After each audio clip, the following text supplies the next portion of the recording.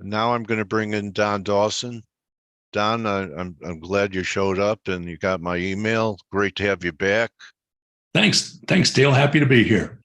So, Don, what's top of mind with everything that's been going on since you and I last talked? Banking problems, Fed pausing. I know you're a technician. Did you bring some charts to show us what you're thinking about in the markets? I don't have any charts set up, but I can tell you the Fed obviously has been playing a role. They're even impacting our commodity markets, which is my sort of forte. Because commodities are tied to interest rates because there's a carrying charge that commercials have to pay when they borrow money to store commodities or to purchase these commodities. And when those rates are going up, it's making the carrying charge to be more expensive. That's impacting commodity prices, along with now we have the drought conditions in the Midwest that are going on, which came in about 2 weeks ago. So that's really been playing havoc in the corn, wheat, soybeans, all that. Yeah. Wheat really just, even a winter crop had a really bad winter. And a lot of the people out in Kansas are just sort of plowing that crop under because they don't even see a profit margin in it this year. It's just not growing enough. So I've been telling people to build a silo and fill it up with wheat for months now. Early. I'm always early, but so really the super cycle in commodities isn't over, but it rotates. And are the grains your favorite sector in commodities right now? Yeah, it's a weather market right now, right between now and July, basically, and you'll see a lot of panic in the market with every day getting a different weather report. So that you got to be a little bit careful trading in that environment. But yeah, the grains are going to be some hot commodities for the next month and a half or so. What was this opening, Don? Was there a crop report that day that took beans down? I think like 8% on the opening.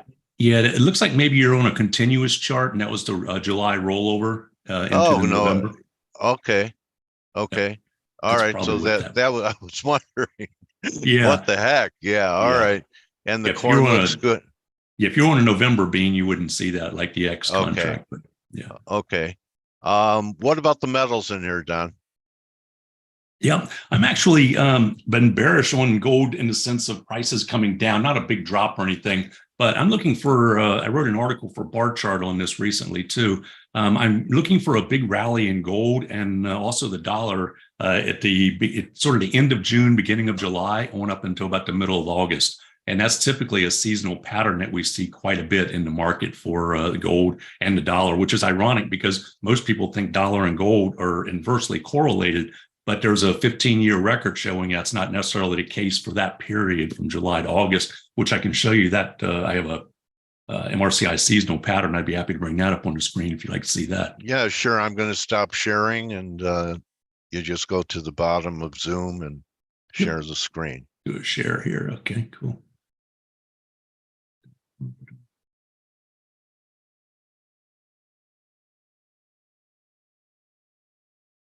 There we go. And I'll make this a little bit bigger here.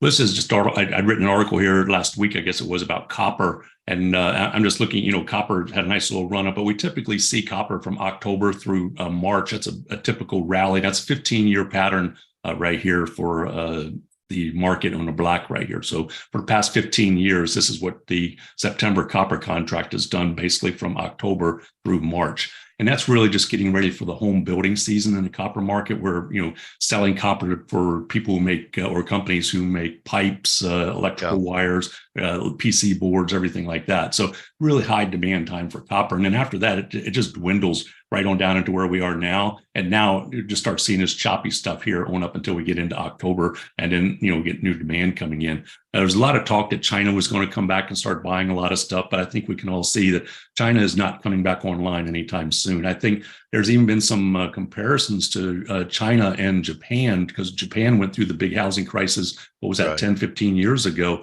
And there's some comparisons now that China's going to go through that same effect. So I'm not in the camp that we're going to see China back online like they were with double GDP before COVID, basically. I don't think we're going to see them back for a long time, to tell you the truth. So I'm not putting China on the board for being big buyers anymore. They might speculate or rumor, but I'm just kind of discounting them. So that's why I'm more than happy to think that we're just going to go sideways to choppy on copper here.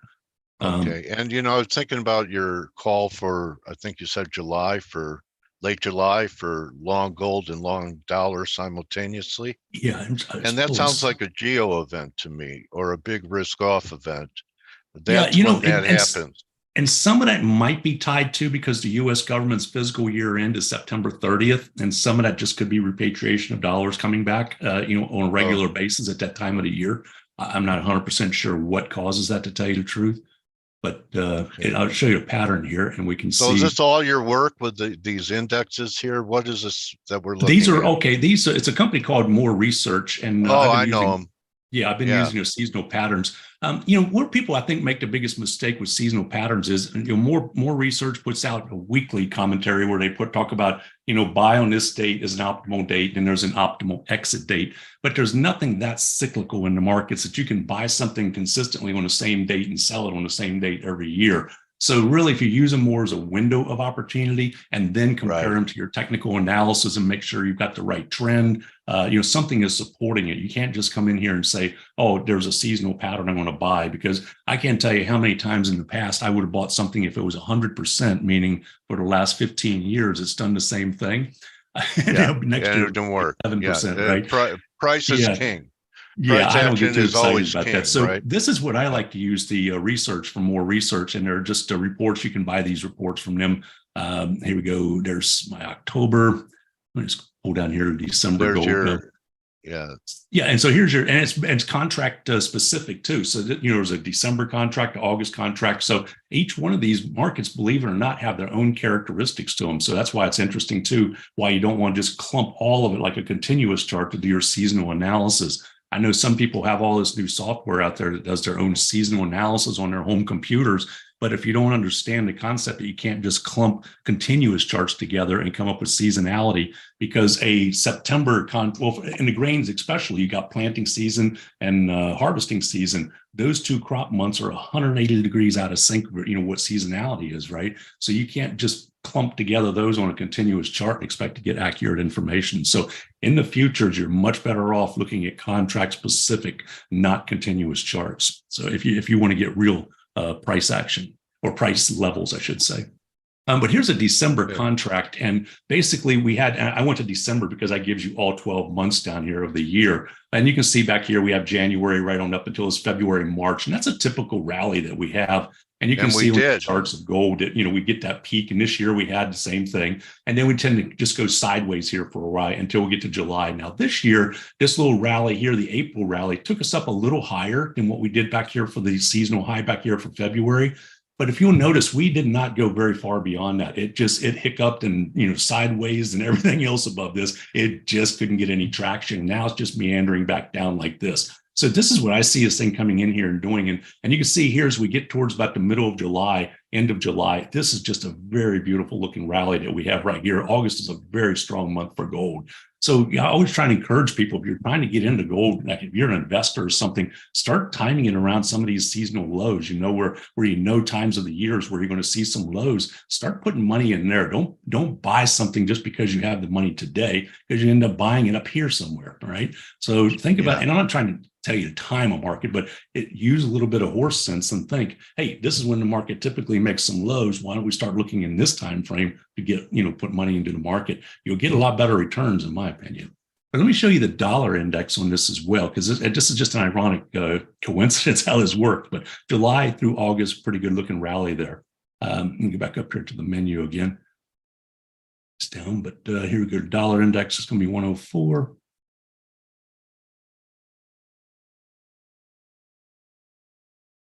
Great presentation, Don. Sure.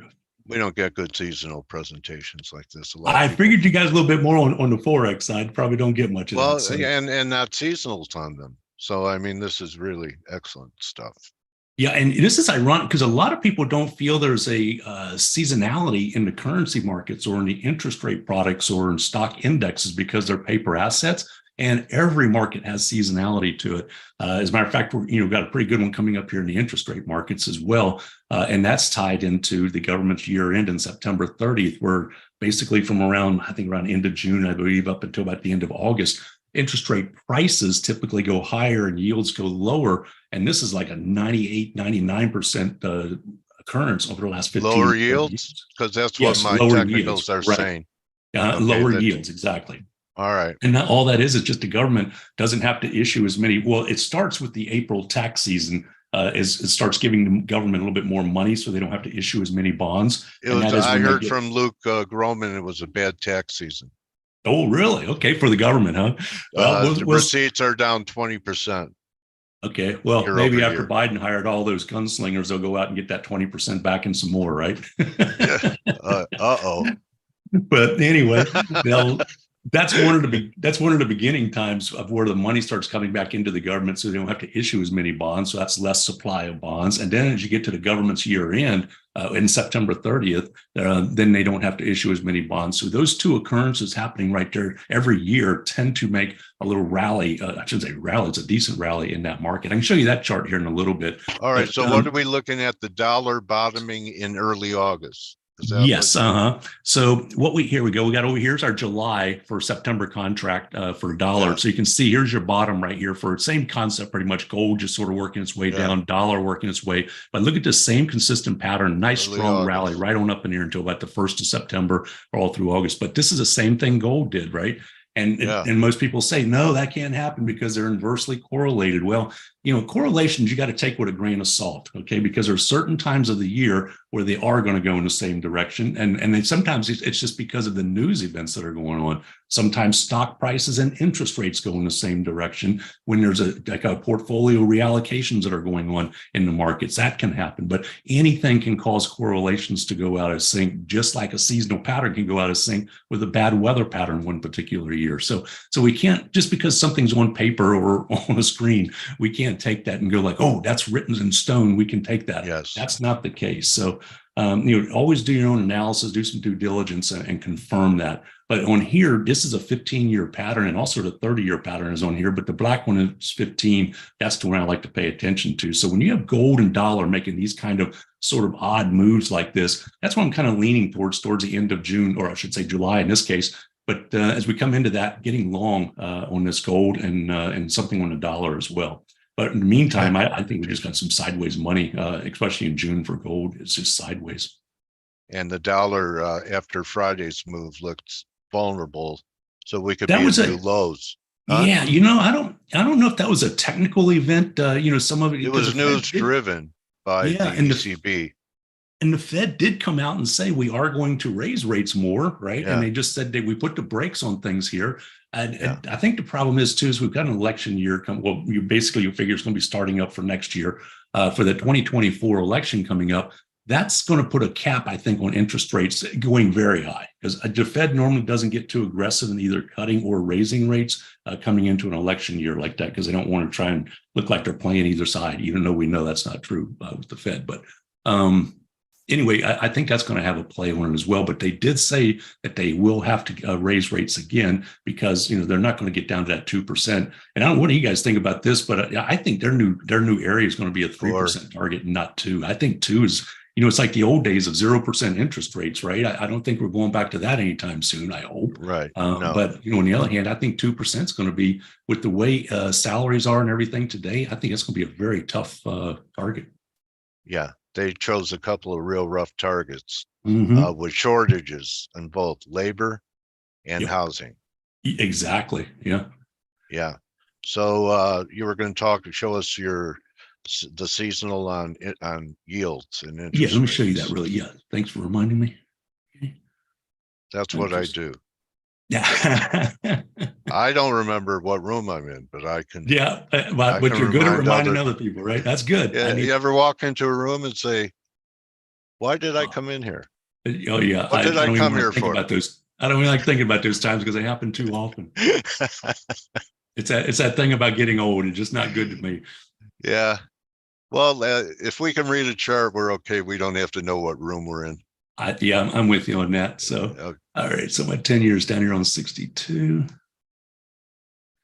And 10-year, by the way, that's the benchmark interest rate. That's the one that has the most volume, most liquidity, and the most popular one, even internationally. Foreign countries, if you take Japan, Australia, their benchmark is a 10-year as well. So our country finally, back in 1998, I think it was, finally went to the 10 years, the benchmark. It used to be the 30, but 10 is now the benchmark. And all your writings and research are on barchart.com, yes, right, Don? Yes, they are.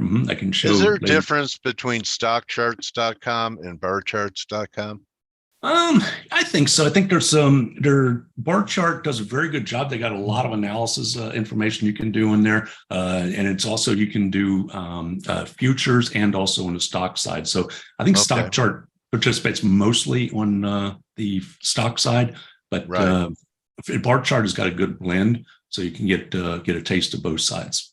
Do you guys have a channel where you do like stream your research? John Rowland does some of the work on there for let's say what we call it. It's like their futures events, and also on the equity market as well. And they talk about how like using options for certain strategies in the market and so on like that. We get on there and talk sometimes about the commitment of traders report for the future side. So they got a pretty good blend of that, and they put those on a regular basis. Maybe I think they're weekly, and then every Friday they have a market on close commentary and stuff like that.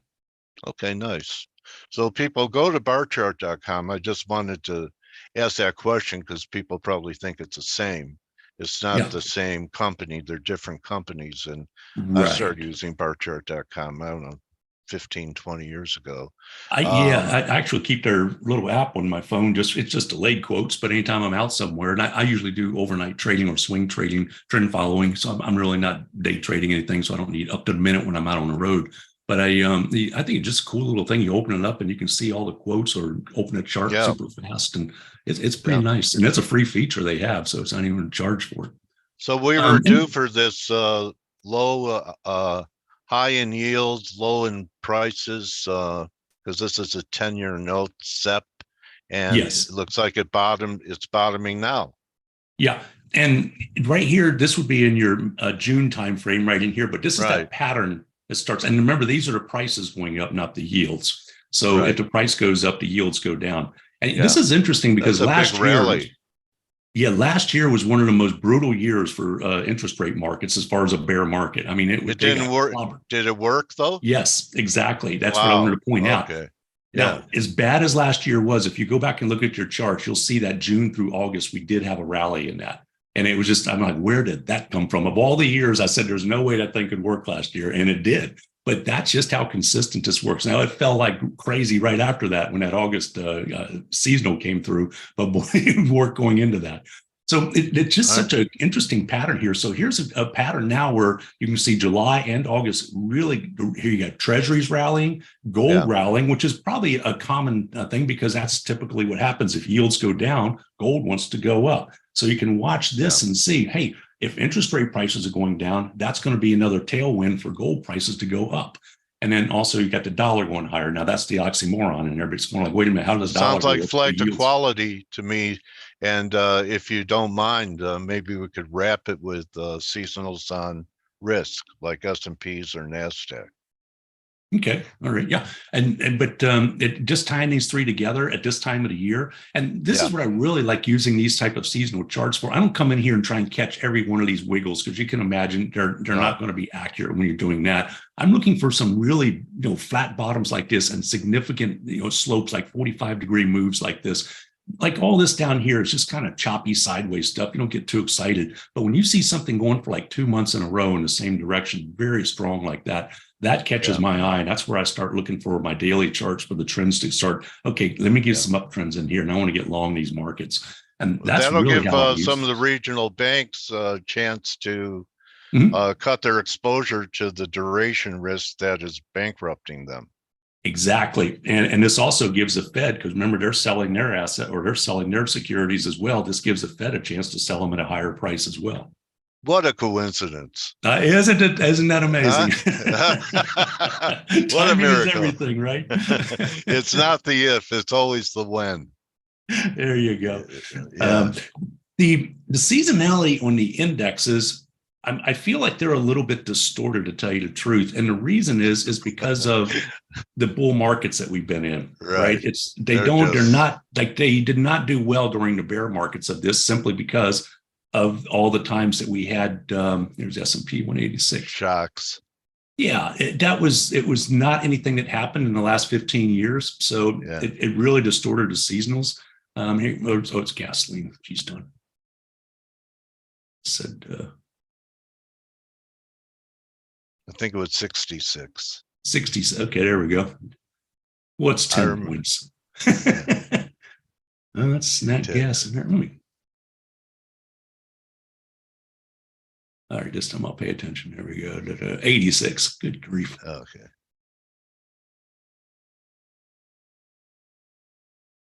Boy, these guys do, this is a lot of work, time consuming work.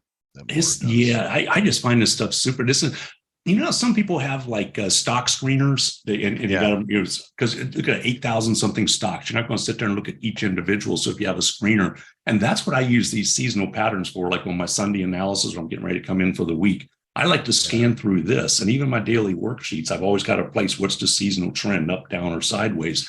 And I just put those on my worksheets. And if I see something, kind of catches my eye, then that's kind of a market that catches my attention. And then I want to start doing, okay, are the fundamentals, is there anything in there that could distort this thing, or is it going to support it? And then as the technicals coming in, do I have a trend in the right direction? Where is the support or resistance that I can get in this trade? How do I manage it? And that's pretty much how I get the trade started. And I found that if you can catch on to them, now, again, they're not perfect every year. I mean, I've gone in trades that looked super good and they just didn't work out. The geopolitical event, a weather event, anything like that, or any supply. Believe it or not, the Mississippi River flooding or being too dry can disrupt a seasonal pattern. It's just silly stuff like that. But if you keep your ears open and listen for those kind of news events or macro events, that will help tip you off, like, okay, this doesn't sound good for our seasonal this year. But anyway, you can look here on the S&P and you can see, because we've been in a bull market for, how many 1.5 million years now. And so it's going to have a natural tendency to go up all the time. So it catches some of these right here. We get a little bit of these typical corrections here. Some of those could just be quarterly events and so on like that. But for the most part, the bull parts, they do catch pretty good moves on, simply because that's what's happened in the past. But it's the selling or, the peaks that get a little bit more erratic. So, if you think about what an S&P 500 is anyway, it's an index of 500 stocks that gets sort of what we call it, reallocated every year, where they take the poor performing the weak ones out. And replace it with the strong ones. So if you think about it, this is why I always encourage people. I say, if you're putting money in investments, don't worry about stock picking. Just put it in an index fund. Don't be unhappy with average. It's not bad being average. But the thing is, it's like, which way can that thing go over the long run? And that's why when you look at a monthly chart, it goes from like 50 to, 5,000 at a nice 45-degree angle, basically. So it just doesn't make sense to fight that uptrend on this, and you see bear markets like this last one we had was pretty darn grueling. It wasn't anything. I mean, it didn't wipe you out like you did in, 87, where it fell 25% in one day or anything like that. But it was just grueling. It was like, please, would this thing move, or just go don't quit going sideways so much, But when that kind of a thing happens, that's where investors just they lose so much patience and just want to jump out and usually at the bottom. And then next thing you know, the market's back up to where we are now. And I don't know about you guys, but I have struggled with this market. I mean, I felt like this market, and I still almost do to this point, that does not have a leg to stand on when there's only a handful of stocks that were making this rally. And now it appears there's more stocks coming into the rally. So I'm going like, wait, it seems like everyone's late coming to the party. Yeah. Well, I'll tell you what, one thing I can say is you really laid out a lot of great things for us to put in our intelligence gathering in the months ahead with the gold, the dollar, and rates. And thank you. Seasonality really, it's worth paying attention to, and just don't try and think of it as the holy grail, because it is not that. And even more research will tell you the same thing. But they put this analysis out here, and it's very supportive for our trading, especially if you're looking for markets to screen. For currency traders, here's another one that plays out really well, and that's the Aussie dollar. If you've got a minute, I can pull that up here. Yeah, sure. Quick. I just covered shorts. There you go. So their fiscal year was just ended recently. So that I think that short is what's been playing well in that Aussie dollar.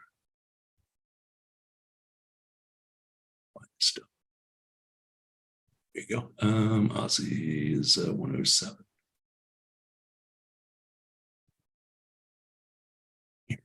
We'll pull March up because that's usually there we go. Here's the March contract. Okay. So we're okay. Here we go.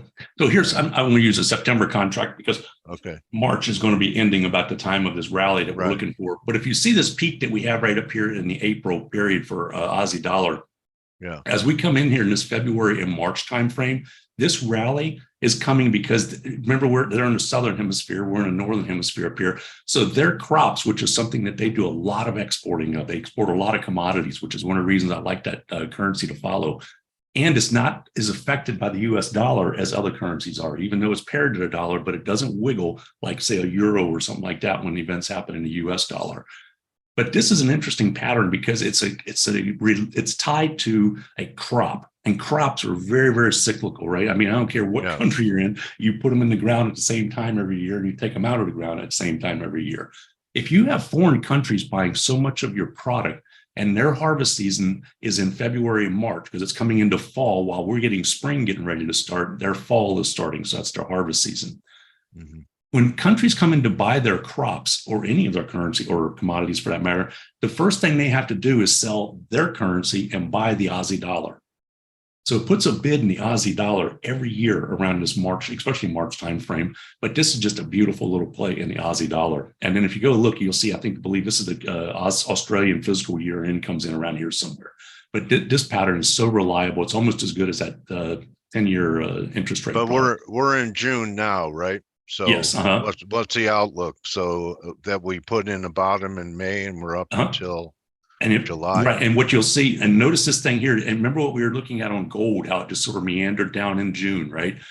Interest rates are down in June like this. Same thing. Now look at July. See, there's July. It's got a really good boost coming up here for the Aussie dollar. So you got gold going up, Aussie dollar going up, interest rate prices going up. July, August is going to be really good, I think, for trading. So okay. Well, this was real good to prepare people for that time frame, Don.